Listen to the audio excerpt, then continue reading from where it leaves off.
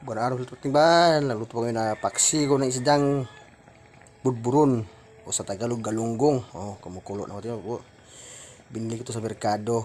Ngayon lang 220 per kilo. Isdang galunggong dual. Pinaksiw ko. Oh, kumukulo na. Lagyan ko ng sili, luya at saka bawang, tapos seasonings para lalong sumasarap. Mal, oh, kumukulo na, kumukulo na.